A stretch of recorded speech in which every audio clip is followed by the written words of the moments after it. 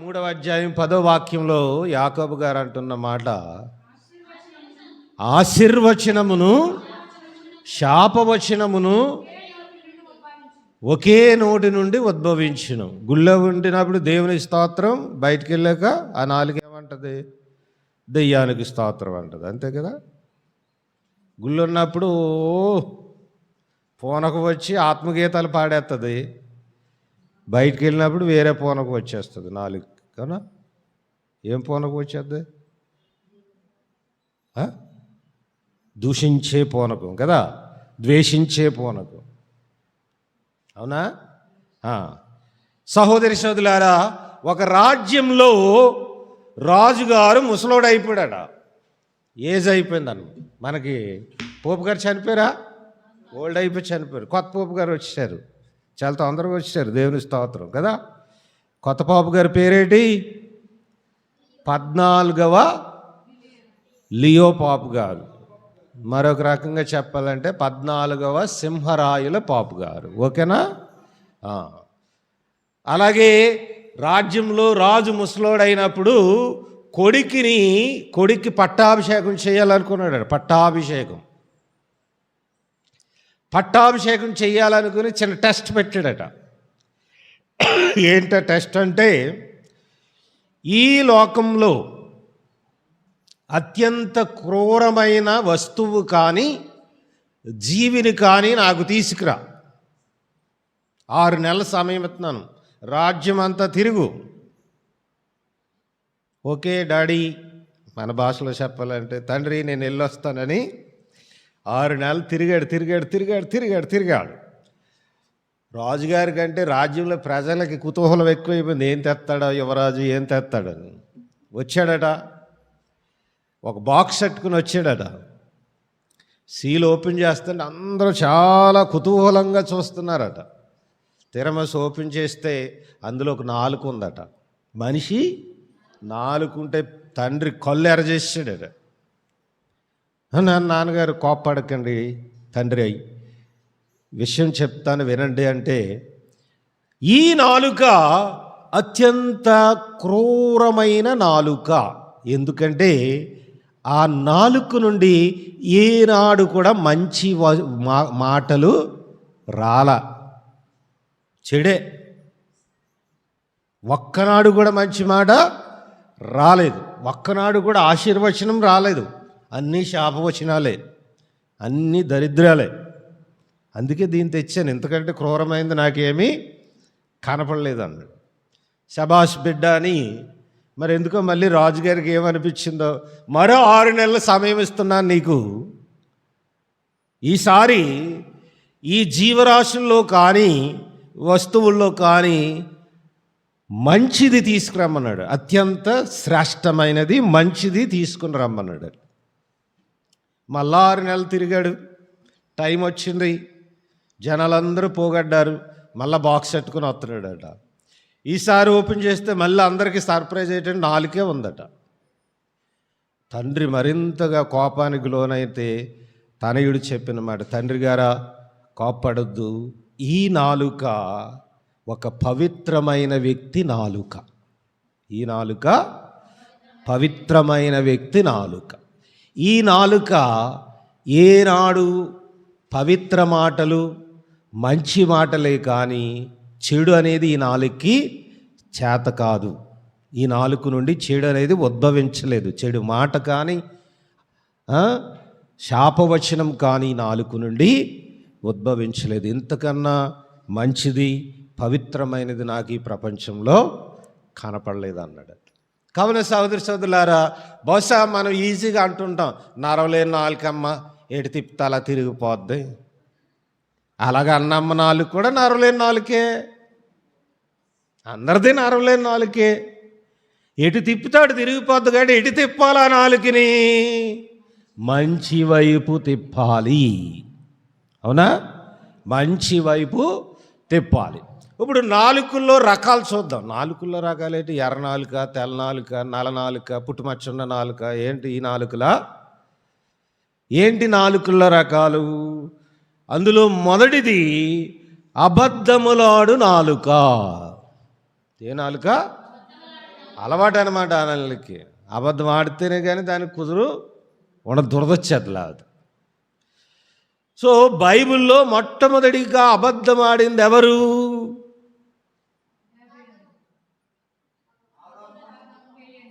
ఆదాము. అబద్ధం ఆడలేదు. కయ్యను అబద్ధం ఆడలేదు. పేతురు అబద్ధం ఆడా? ఏమని? నేను అడిగిన క్వశ్చన్, మొట్టమొదటిగా అబద్ధం ఆడింది ఎవరు? అవునా? ఏం చెప్పింది? నేను ఎలాగ అడుగుతున్నానని వెటకారం చేస్తున్నాను అనుకోకుండా, మొట్టమొదటిగా అబద్ధం ఆడినవాడు సైతానుడు. అదేం కాదు, ఏమవదు, మీకు చచ్చిపోరు, ఆయన వలె సమానమైపోతారని కుల్లి బుద్ధితో దేవుడు మిమ్మల్ని పండు తినొద్దు అన్నాడు. అవునా? అబద్ధము. కాబట్టి అబద్ధాలు ఆడేవారు ఎవరి పార్టీ? ఆడుతున్నారా గిడిజామ వాళ్ళు? అబద్ధం ఆడేసి గుడికి వచ్చేస్తారా? బయటేమో సైతాన్ పార్టీ, గుడికొస్తే యేసయ్య పార్టీ. కుదురుద్దా? అలాగా కుదురుద్దా? కాబట్టి అబద్ధాలు ఆడేవాళ్ళు దేవుని పార్టీ కాదు. ఓకే? అబద్ధములాడు నాలుక. రెండవది గొప్పలు చెప్పుకొను నాలుక. కొన్ని గ్రామాలు వెళ్తే, మా తాతనండి ఆర్సీఎం సంఘాన్ని ఈ ఊరిలోకి తెచ్చాడు అంటాడు, ఆడు గుడికి రాడు. గొప్పలు ఎవడన్నాడు కదా, మా తాతలు నేతులు తాగేవారు, మా మూతులు వాసన చూడమన్నాడు. నెయ్యి తాగితే మాత్రం మూత ఏమైనా నెయ్యి వాసన వస్తుంది, ఒక గంట మూసుకుని ఉంటే వస్తుందా? రాదు. ఓకే? సో సోదరు, రెండో నాలుగు ఏంటట? గొప్పలు చెప్పుకొను నాలుక. సామెతల గ్రంథం 27వ అధ్యాయం 1 నుండి 3 వరకు వాక్యాలు చూడండి.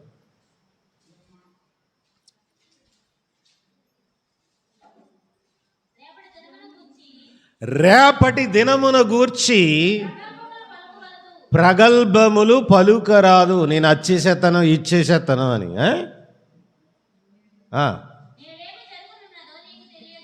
నేడేమి జరగనున్నదో నీకు తెలియదు. ఇతరులు నిన్ను పొగడవచ్చు, కానీ నీ డబ్బా నువ్వే కొట్టుకోకూడదు అంటారు కదా మామూలుగా. ఎవరి డబ్బాడు కొట్టుకోకూడదురా అంటారు. అవునా? నిన్ను నీవే పొగుడుకోకూడదు. ఇతరులు పొగుడుతూ ఓకే, కొంతలో కొంత. కాబట్టి సహోదరు, రెండవ నాలుక ఏ నాలుకట? గొప్పలు చెప్పుకొని నాలుక. మూడవ నాలుక తప్పులు ఒప్పుకోని నాలుక. తప్పులు ఒప్పుకోని నాలుక. ఎవరిది నాలుక? మొట్టమొదటిగా ఆదాముది కదా. ఇప్పుడు భయపడతారేమి? ఎందుకు ఆదాము ఈ పని చేసావంటే, అయ్యయ్యో తండ్రి క్షమించు అన్నాడా? అంటే ఈ తంటలన్నీ ఉండకపోయినాం అనుకుంటా నేను అప్పుడప్పుడు. అంత ఈజీగా చెప్పలేదు అక్కడ. వాక్యం జాగ్రత్తగా వినండి. నీవిచ్చిన స్త్రీయే ఎవడెమ్మన్నా నిన్ను? నువ్వు ఇవ్వకపోతే గొడవ లేదు కదా. ఎవరి మీదకి నెడుతున్నాడు? ఒక విధంగా దేవుడి మీదకి ఎడుతున్నాడు. అవునా? నీవిచ్చిన స్త్రీయే నాకు ఆ పండు తీసుకొచ్చి ఇచ్చింది. నువ్వు ఆ స్త్రీని ఇవ్వకపోతే నేను తినేవాడిని కాదు. మరి స్త్రీ దగ్గరకు వచ్చి ప్రభు అడిగాడు, ఏమ్మా ఇలా చేసావంటే, అయ్యి బాబోయ్, నేను అస్సలు అన్యం పుణ్యం ఎరగని అమాయకురాళ్ళండి. శైతాన్ నన్ను ఏం చేసింది? శైతాన్ నన్ను ఏం చేసింది? మోసం చేసింది. కాబట్టి మోసపోయాను, కానీ లేదా నేను సీతాకాక్షీలకు నేనండి. ఎవరన్నా ఇలా కదిపితే మాత్రం కందిరేగా అయిపోతాను.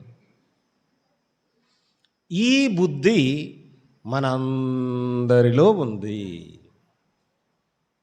ఎక్కడొస్తుంది ఇది? బయటపడుతుంది. పాప సంకీర్తనకి వెళ్ళినప్పుడు బయటపడుతుంది.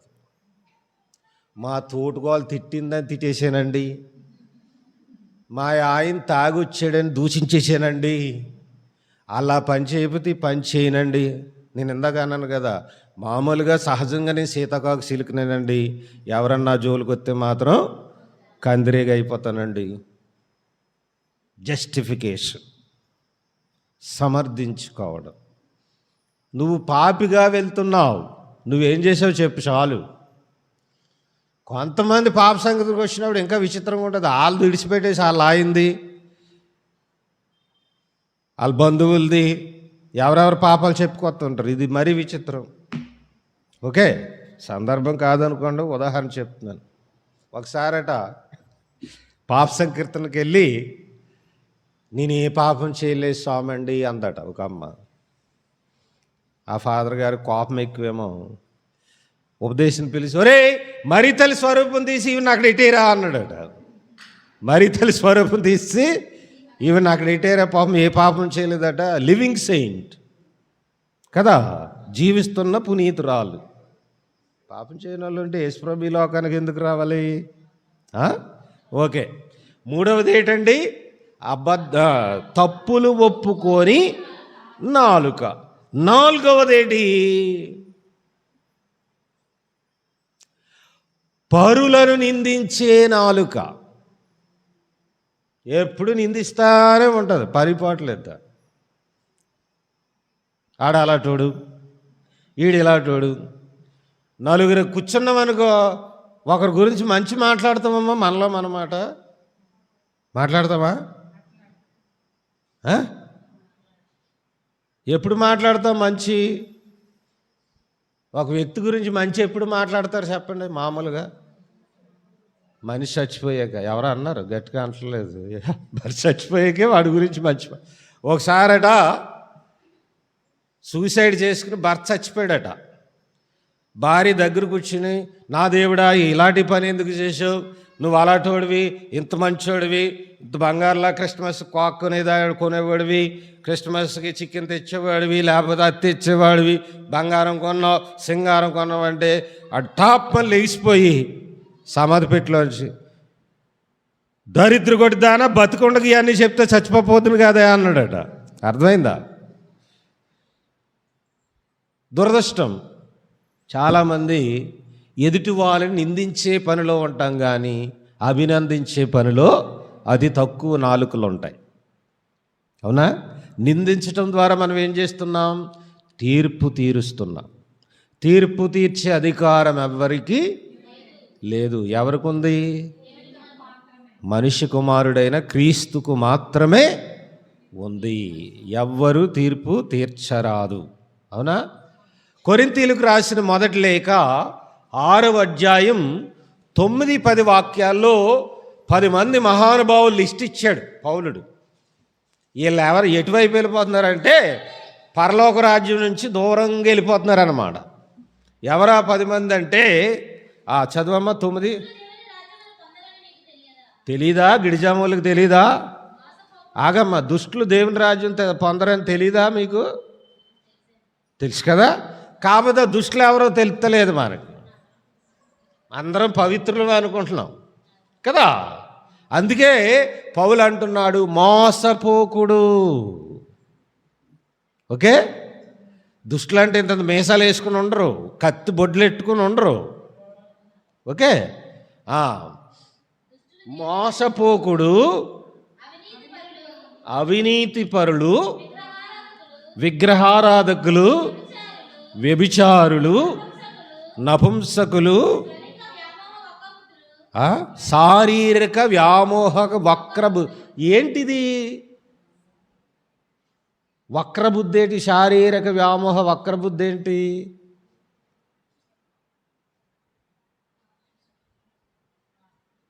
ఎక్కువ ఆలోచించకండి, మనకు ఎక్కువ టైం లేదు. మగోడు పెళ్లి చేసుకోవడం, ఆడ పెళ్లి చేసుకో. వక్రబుద్ధి, ఆలోచనే వక్రం. సక్రమం ఏంటి? దేవుని సంకల్పం ఏంటి? ఆడా మగ. ఆదాముకు అవ్వను జత చేశాడు కానీ మరి ఆదాముని ఇవ్వలేదుగా. ఆయనకు పర్పస్ ఉంది ఆ జత చేయటంలో. పెక్కుమంది బిడ్డలను కని ఫలించండి, దీవెన. మగోడు పెళ్లి చేసుకుంటే పెక్కుమంది బిడ్డలకు అంటారా? కంటారా? సహజంగా ఏ ఆపరేషన్లు అవి చేయించుకుని వేరే విధంగా ట్రై చేస్తే ఏమో చెప్పలేం, కానీ సహజ సిద్ధంగా అది జరిగే పని కాదు. వక్రబుద్ధి, అందుకే అన్నాడు శారీరక లైంగిక వక్రబుద్ధి అని ఉంది మరో బైబిల్లో. ఓకే, చదవమ్మ తర్వాత. దొంగలు, దురాశపరులు, త్రాగుబోతులు, పరనింద. చూసారా ఆ లిస్టులో ఎవరున్నారు? పరనిందాపరులను. నాలుక అదుపులో పెట్టకపోతే ఏం చేస్తుంది? నాలుక నరకానికి లాక్కి. ఓకేనా? అది చెప్పాలన్నా అవన్నీ చదివించాను. ఓకేనా? ఇక 4 చదివాం కదా, 4 నాలుకల. 5వ నాలుక గొనుగులాడు నాలుక, గొనుక్కునే నాలుక. భర్త నడుము మీద ఒక్కడేసాడు అనుకో, గట్టిగా ఇంకోటి పడిపోద్దని భయం. కరచేతిలో ఉన్నప్పుడు గట్టిగా తిట్టిందనుకో, ఏం చేస్తాడు కోపంలో? ఇంకోడి అప్పుడు ఏం చేద్దాం అంటారు కదా, గోనుగులాడు నాలుక. ఇది కూడా దేవునికి ఇష్టం లేదు. ఇజ్రాయేలు ప్రజలు ఐగుప్తు దేశము నుండి ఎడారి గుండా ప్రయాణం చేసినప్పుడు పలుమార్లు గొనుక్కున్నారు. దేవునికి కోపం వచ్చింది. దేవునికి కోపం వచ్చింది. కొన్ని ఉదాహరణలు చూద్దాం. సంఖ్యాకాండం 21వ అధ్యాయం 5వ వాక్యం. నీవు మమ్ము ఐగుప్తు నుండి తరలించుకుని రానేలా ఈ ఎడారిలో చంపుటకే కదా, ఇచట అన్నపానీయములు లేక ఏమీ లభించుటలేదు, ఈ పాడుకూడు తినలేక చచ్చిపోతున్నాం అని గొనుగుకొనిరి. సంఖ్యాకాండం 14వ అధ్యాయం 27వ వాక్యం.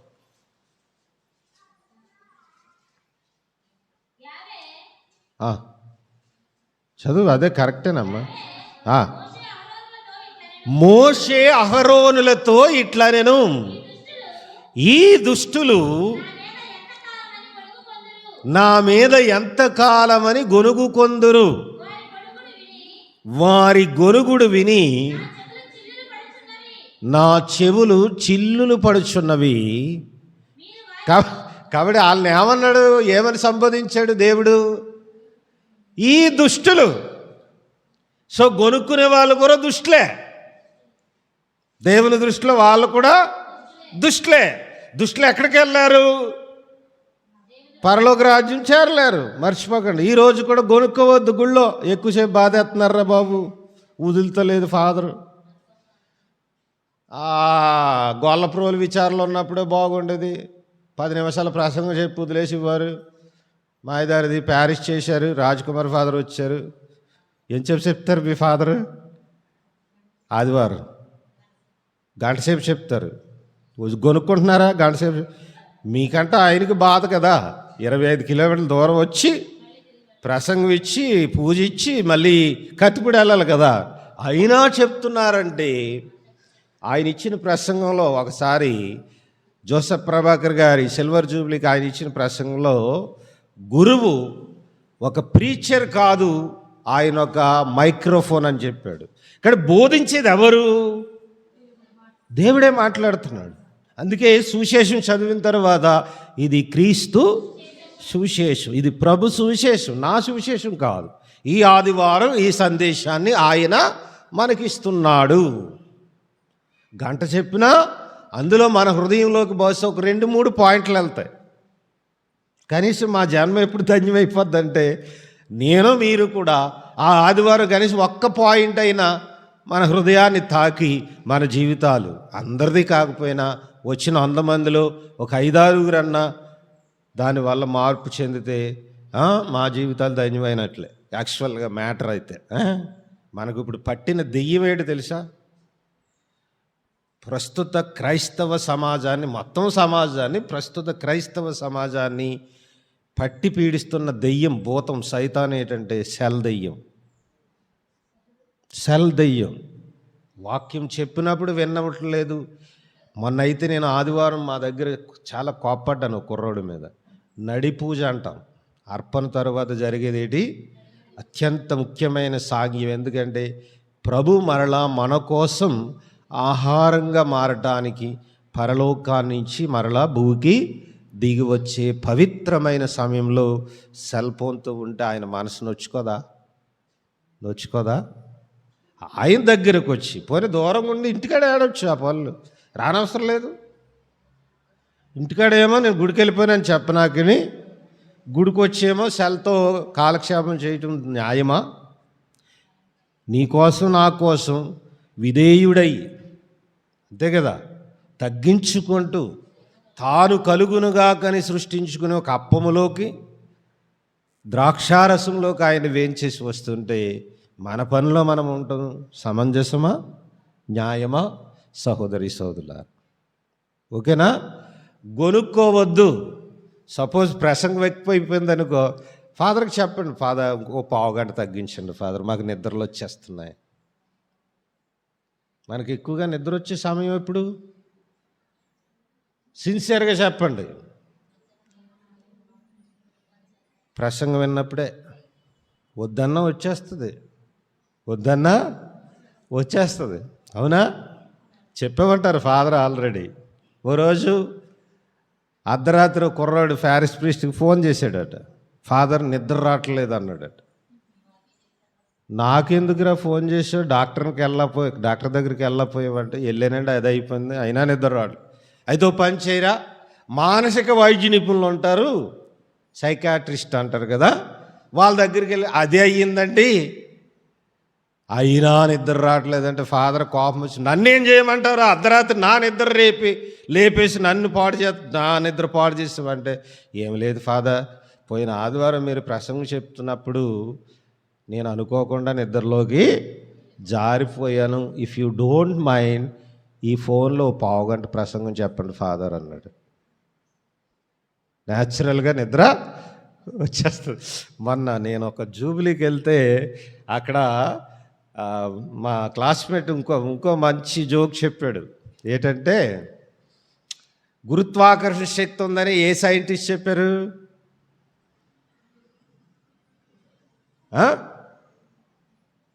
అయ్యో, నాకు ఆ పేరు రాక మిమ్మల్ని అడుగుతున్నా నిజంగా. అన్నా, న్యూటన్ కదా. ఒక విచారంలో ఫాదర్ గారి ప్రసంగం పూజ అయిపోయాక, ఫాదర్ మీరు న్యూటన్ కంటే గ్రేట్ అన్నాడట. ఫాదర్ షాక్ అయిపోయాడు. కానీ ఆడనేసి వెళ్ళిపోయాడట. ఈ వారం ఈ రోజులు ఈయన గుచ్చేస్తుంది అనమాట. ఏంటండి ఇంత మాట అన్నాడు, గ్రేట్ అంటే పొగిడాడు, ఇండైరెక్ట్గా తిట్టాడా? మళ్ళీ ఆదివారం వచ్చిందాడు, మళ్ళీ పూజ అయిపోయి వచ్చి ఫాదర్ మీరు న్యూటన్ కంటే గ్రేట్ అన్నాడట. ఇప్పుడు గట్టిగా పట్టుకుని ఏరా అలా చెప్తున్నా, ఏంటి అసలు విషయం ఏంటంటే గురుత్వాకర్షణ శక్తి గురించి న్యూటన్ ఎక్స్ప్లెయిన్ చేసినప్పుడు సగం మందికైనా కొంతమందికైనా అర్థమైంది ఫాదర్, మీ ప్రసంగం ఎవరికి అర్థం కాలేదు, అందుకే మీరు బాగా గ్రేట్ అన్నాడు. ఓకే, ఇవన్నీ జోక్స్ అనుకోండి. సోదరులారా, దేవుని దయ కృప, ఈరోజు కథోలిక చర్చిలో మన బిడ్డలే గురువులు అవ్వడం, వాక్యానికైతే కొదవలేదు. దురదృష్టం ఏంటంటే ఆలకించటానికే మనకు మనస్సులు రావట్లేదు. ఒకప్పుడు ఆర్సిఎం చర్చిలో నిజంగానే లోటు. ఎందుకంటే పరభాష, మిషనరీస్ ఎక్కడి నుంచో ఫారెన్ నుంచి రావడం, తర్వాత కేరళ నుంచి రావడం. బట్ దేవుని కృప, ఈరోజు మన బిడ్డలనే దేవుడు ఎన్నుకుంటున్నాడు. చక్కగా మన భాషలోనే ఆయన మనకు అవసరమైన వాక్యాన్ని ఇస్తున్నాడు. దురదృష్టం ఏంటంటే వినే ఆసక్తి మనలో కొరబడింది. ఓకే, ఎక్కడున్నాం మనం? గొనుగుకొను నాలుక. నిర్గమకాండం 15వ అధ్యాయం 24వ వాక్యం. ఇశ్రాయేలీయులు మోషేను చూసి గొనిగిరి, మేమేమి త్రాగవలెను అతనిని అడిగిరి.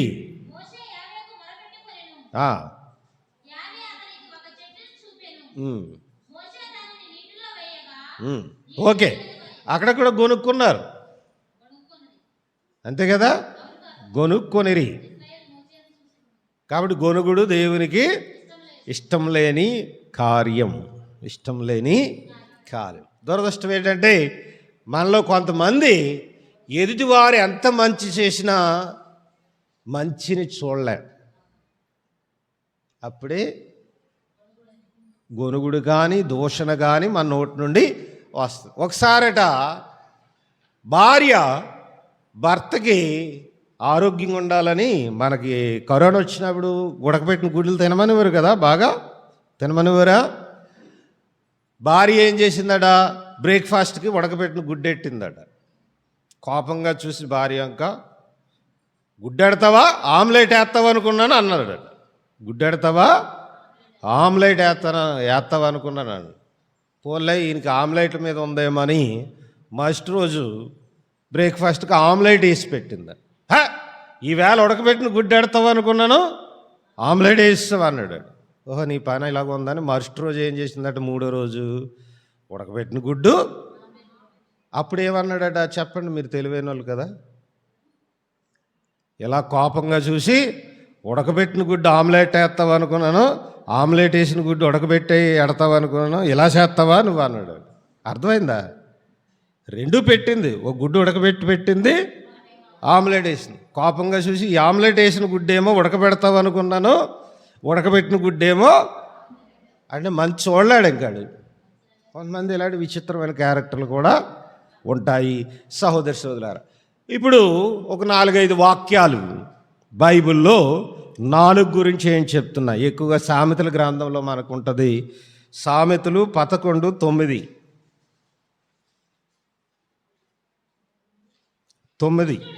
దుష్టుడు తన మాటల ద్వారా తోటి వారిని నాశనము చేయును. ఓకే, కానీ సజ్జనుడు తన విజ్ఞానము ద్వారా పొరుగు వారిని రక్షించును. దుష్టుడు ఏం చేస్తాడు, తాను చెడ్డ కోతి వనమెల్లా చెడిపిందట సామెత ఉంది కదా. సో తన మాటల ద్వారా అందరినీ నాశనం చేసుకుంటూ పోతాడు. అదే విజ్ఞుడైతే ఏం చేస్తాడు, రక్షిస్తాడు. ఓకే, అదే అధ్యాయం 12వ వాక్యం, ఇతరులను చులకన చేయుట అవివేకి లక్షణము, విజ్ఞత కలవాడు మౌనం వహించును. మామూలుగా అంటారు నిండుకుండ తొనకదు. మీరు నీరు మోస్తారు కదా, బిందుతో మోస్తారా? అవి అన్ని రోజులు వెళ్ళిపోయాము, ఇంటింటికి కుళాయి, ఇంటింటికి మోటార్లు వచ్చేస్తున్నాయి కదా. సగం నీరు ఉందనుకో, నెత్తి మీద పెట్టుకుని మోసుకెళ్ళగలమా? మనలే ఊపేస్తుంది. అవునా? నిండుగా ఉన్నప్పుడే కుండ ఏమవుద్ది, అటు ఇటు పోకుండా ఉంటుంది. అలాగే విజ్ఞుడు కూడా తొందరగా ఎవరి గురించి మాట్లాడాడు. ఎవడు చులకం చేస్తాడట, అవివేకి, ఇతరులు చులకనగా మాట్లాడతాడు. ఓకే, సామెతలు 15వ అధ్యాయం 1వ వాక్యం, మృదువుగా మాట్లాడినచు కోపము చల్లారును, కటువుగా పలికినచు ఆగ్రహం. అదే కోపం రెట్టింపు అవుతుంది. సపోజ్ మీ ఆయన ఎక్కువ మాట్లాడే వెంటనే 2 వేసేత్తని ఎదవా అన్నాడు అనుకో, ఏమనాలా? ఎత్తవా, ఎయ్, ఎలాగెత్తావు, ఎయ్ అన్నావు అనుకో, చూపిస్తాడు ఎలాగేయాలో కదా. అప్పుడు ఏమనాలి మీరు? కొట్టండి, మీరు కాకపోతే ఎవరు కొడతారు నన్ను అన్నామనుకో, నవ్వుతాడు. అప్పుడు నవ్వుతాడు, ఏం చేస్తాడు కదా. అంతేగాని ఎయ్యి నువ్వేస్తే మా అమ్మగారింటికి వెళ్ళిపోతాను అని రెచ్చగొడేశారనుకో, తప్పకుండా ఇంకో 2 దెబ్బలు ఎక్కువ పడతాయి కానీ తక్కువ మోస్తరులో పడవు. ఓకే, 15వ అధ్యాయం 4వ వాక్యం, కరుణపూరితముగా మాట్లాడు జిహ్వ ఏ వృక్షం వంటిది. మధ్యలో మాట కట్ చేసేస్తున్నా నువ్వు, అవసరమైంది, అసలైంది. జీవవృక్షము వంటిది. ఓకే, కడువుగా మాట్లాడు నాలుక హృదయమును కృంగదీయును, జీవితాలు తీసేస్తుంది ఒక్కోసారి. మా ఊర్లో సంఘటన జరిగింది. ఒక దంపతులకి ఒక కొడుకు కూతురు, ఫస్ట్ కొడుకు తర్వాత కూతురు. కాతకూతో పావలయ్యో అద్దనయ్యో బేడయ్యో కొడుకు మీద ఎక్కువ ఉంటుంది కదా. వారసుడు, తెచ్చేవాడు కానీ పోగొట్టేవాడు కాదు, ఉంటుందా? బాగా గారం పెడేశారు. ఎదిగాడు. ఓ రోజు ఎక్కడికి వెళ్ళిపోయి ఇంటికి రాలేదు. అమ్మకు కోపం వచ్చింది. సాయంకాలం పూట వస్తే, ఎందుకురా బతికేమి సుఖం, చచ్చిపోయి ఎదవా అంది. ఒక్క మాటే, నీ వల్ల మాకు ఏ సుఖం ఉంది, చచ్చిపోంది. మరి ఆడికి ఎంత ఇరిటేషన్ వచ్చిందో తెలియదు కానీ మా దగ్గర గొడ్డి కాలువ అని ఉంది. గొడ్డి కాలువ అంటారు.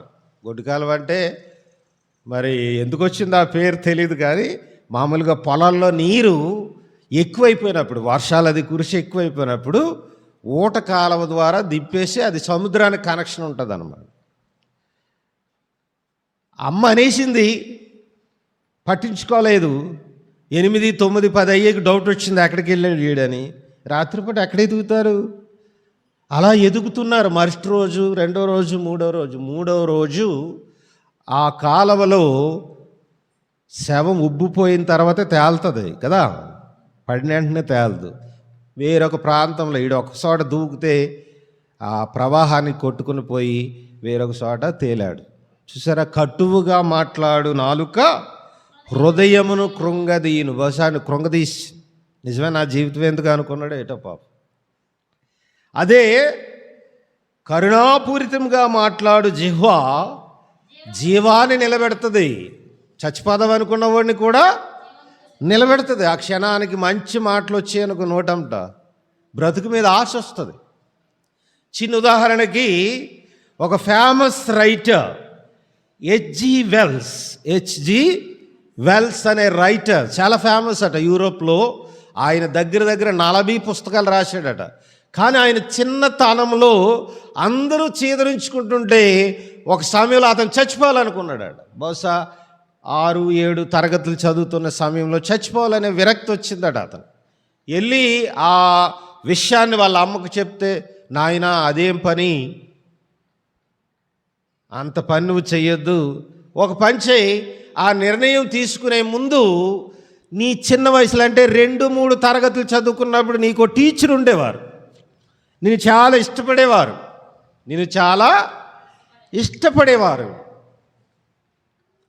ఆమె సలహా తీసుకో. చచ్చిపోవడం అంత ఈజీ కాదు కదా. ఆమె సలహా తీసుకో అంటే మొత్తం మీద ఆవిడ అప్పటికి ఎక్కడికో ట్రాన్స్ఫర్ అయిపోయిందట. ఒక లేఖ రాశాడనమాట టీచర్కి, ఎవరి ద్వారానే అడ్రస్ తీసుకుని. ఆ టీచర్ గారు తిరిగి శ్రద్ధ తీసుకుని, టైం తీసుకుని ఈ కుర్రవాడికి లేఖ రాసింది. నాయనా అలాంటి పని ఎప్పుడు నీవు చెయ్యొద్దు. నువ్వు వృధా కాదు, దేవుడు నీకేదో టాలెంట్ ఇచ్చాడు. నాకు తెలిసినంత వరకు నీ చిన్న వయసులోనే చిన్న కథలు రాస్తుండేవాడు నువ్వు. Why don't you try? ఎందుకు రాయకూడదు? నీకుండే ఆ వరం, దేవుడిచ్చిన వరాన్ని ఎందుకు డెవలప్ చేసుకోకూడదు? ఏమో నువ్వేమో గొప్ప రైటర్ అవుతావేమో అని ఆమె ఎంకరేజింగ్ వర్డ్స్ కదా, అతని ప్రోత్సహిస్తూ లెటర్ రాసిందంట. ఆ ప్రోత్సాహకరమైన లేఖ ఆ జీవితాన్ని మార్చేసింది. తర్వాత అతను ట్రై చేసి నేను చెప్పినట్లు మంచి లీడింగ్ ఫేమస్ రైటర్ అయిపోయాడట. ఓకే, చాలా 40 పుస్తకాల దగ్గర ఆయన తన శాశ్వత జీవితంలో రాయడం జరిగింది. అంత శక్తి ఈ నాలుగుకు ఉంది. మరి అదే నాలుగుకి వేరొక శక్తి కూడా ఉంది. ఎక్స్పెరిమెంట్ కోసమని ఒకసారి 2 గ్లాసుల్లో నీరు పోసి, బాగా వినండి, 2 గ్లాసుల్లో నీరు పోసి ఒక గ్లాస్ దగ్గరికి వెళ్ళి మంచి మాటలు చెప్పడం మొదలెట్టారట. ఒక గ్లాస్ దగ్గరికి వచ్చి దరిద్రగొట్టి మాటలన్నీ మాట్లాడేవారు. విచిత్రం సహోదర సోదరులారా, 2 వారాలకి మంచి మాటలు చెప్పిన గ్లాసులో నీరు అంతే స్వచ్ఛంగా ఉంది. చెడ్డ మాటలు చెప్పి నీరు మురుకు బారిపోయిందట. చైనా దేశంలో ఒక తెగ, ఒక ట్రైబ్, గిరిజన తెగ, వాళ్ళు వలస జీవులు అన్నమాట.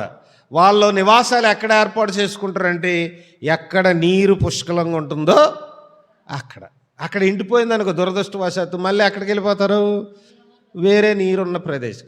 న్యాచురల్గా నీరున్న కాడ చెట్లు బాగుంటాయా, ఎండిపోతాయా? బాగా బలంగా ఉంటాయి కదా, పచ్చగా ఉంటాయి. బట్ ఎక్కడైతే వీరు నివాసం ఏర్పాటు చేసుకోవాలని ఆశిస్తారో అక్కడ ముందు ఒక నెలలు ఉదయం సాయంకాలం వెళ్ళి ఒకే పని చేస్తారట. మొత్తం అందరూ వెళ్ళి బండ బూతులు తిడతారట ఆ చెట్లని, వాళ్ళ భాషలో, కొట్టలేక నరకలేక అని. నెల రోజుల్లో మొక్కలు అలాగే ఎండిపోతాయి. అంత శక్తి ఉందన్నమాట వాళ్ళ నోటికి. దూషణకి మనుషులే కాదు, చెట్లు కూడా ఎండిపోతాయట. ఇది చైనాలో జరుగుతున్న ప్రక్రియ ఇది. అందుకని నాలుగుకి అంత శక్తి ఉంది. ఇప్పుడు మనం ఇందా చదువుకున్నాం కదా, 15 అధ్యాయం 8వ వాక్యం 4వ వాక్యం కదా, నిలబెడుతుంది. ఎవరిది? కరుణాపూరితమైన మాట అయితే నిలబెడుతుంది, కటువు మాట అయితే ఏం చేస్తుంది? కృంగదీస్తుంది కదా. కొన్ని సంవత్సరాల క్రితం ఈస్టర్న్ యూరోప్లోను అదే సమయంలో అమెరికాలో 2 ఆల్టర్ బాయ్స్, అక్కడ ఆల్టర్ బాయే, ఇక్కడ ఆల్టర్ బాయ్ అంటే వత్తాస్ బాల్ అంటారు కదా, పూసాయం చేసేవాళ్ళు. చిన్న కుర్రోళ్ళు ఇద్దరు కూడా పూసాయం చేస్తున్నప్పుడు ద్రాక్షరసం ఒలిగిపోయిందట అందించేటప్పుడు. ఈస్టర్న్ యూరోప్లో ఆ విచారణ గురువు ఇంత కళ్ళు చేసుకుని యూజ్లెస్ ఫెలో, స్టూపిడ్ ఫెలో, పూసాయం చేయడం రాదు, అలాంటప్పుడు ఎందుకు రావాలి నువ్వు అని అందరి ముందు తిట్టేసాడట. అతను ఏమయ్యాడు తెలుసా? ఆయన పేరు జోసెఫ్ బ్రో టిటో. అతను తర్వాత డిక్టేటర్ అయిపోయాడట. బహుశా యుగోస్లావియాకి డిక్టేటర్ అయిపోయాడట. ఎథయిస్ట్ అయిపోయాడు, అంటే నాస్తికుడు అయిపోయాడు, దేవుడి మీద నమ్మకాన్ని కోల్పోయాడు. అదే సమయంలో అమెరికా దేశంలో పూసాయం చేస్తున్న బాలుడికి కూడా అది జరిగిందట, ద్రాక్షరసం పాడడం. ఆ విచారణ గురువు ఏం చేశాడట? నువ్వు చిన్నవాడివి, నా చిన్న ప్రాయంలో కూడా ఇలాంటి తప్పులు దొర్లుతూ ఉండాయి, ఇది జరిగిందని పూసాయి నువ్వు మానేయొద్దు, రోజు పూజ సహాయం చేయి, నువ్వు తప్పకుండా గురువు అవుతావు అన్నాడు. ఆయన ఎవరయ్యారు తెలుసా? ఆయన గురువు కాదు, ఒక ఆర్చ్ బిషప్ అయ్యాడు. ఆయన పేరే ఫుల్టన్ జెషీన్. సరే, ఒక ఆయన ఏమైపోయాడు? దేవుడి మీద నమ్మకానే కోల్పోయాడు, ఒక డిక్టేటర్ అయిపోయాడు కదా. మంచి మాట ఏం చేసింది? వేరొక వ్యక్తిని, ఒక బాలుడిని ఒక గురువుని చేసింది, ఒక ఆర్చ్ బిషప్ చేసింది. ఫుల్టన్ జెషీన్ అంటే మామూలు కాదు. 20వ శతాబ్దంలో the famous preacher, radio preacher అనమాట. అప్పుడు టీవీలు లేవు కదా, ఇప్పుడు అంటారు కదా టీవీ ప్రసంగికులు, వాళ్ళు ఎంత ప్రసంగికులో తెలీదు.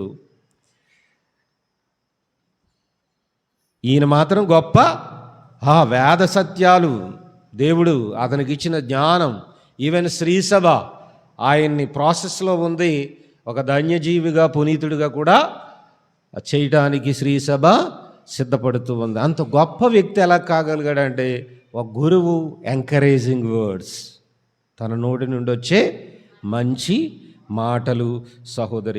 సహోదరులారా, మీకు సాక్రటీస్ తెలుసా? తెలియాల్సిన అవసరం లేదులే, మన గిడిజాంలో పుట్టలేదు కదా ఆయన ఒక తత్వశాస్త్రవేత్త, ఫిలాసఫర్. అల్లావిడి గయ్యాలి గంపట. ఎవరట? రోజు తిడతానుండేదట. ఏం చేస్తుండేది? తిడతానుండేదట.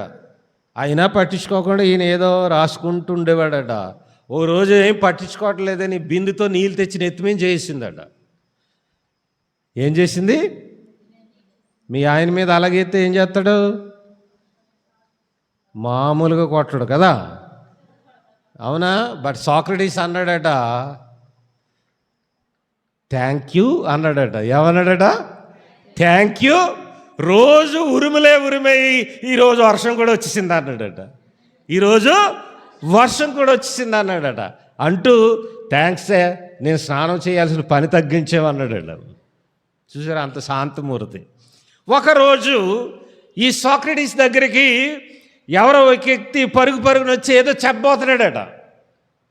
అలా చెప్పిపోతున్న ఆ వ్యక్తితో సాక్రటీస్ అన్న మాట, ఆగు, నువ్వు అది చెప్పే ముందు నేను నిన్ను 3 అడుగుతా, 3 క్వశ్చన్లు వేస్తా. ఏంటి 3 అంటే, అది నీ గురించా? ఓకే, ఆ విషయం నీ గురించా? రెండవది నా గురించా? లేక మూడవది వేరొక వ్యక్తి గురించా?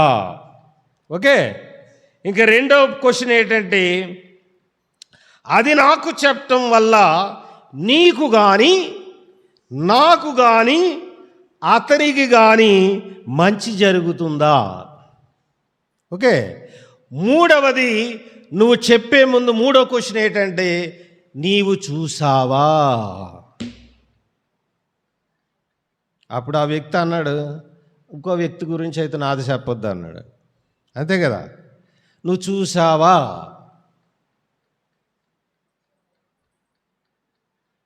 ముఖ్యంగా ఆడవాళ్ళు, అవునా?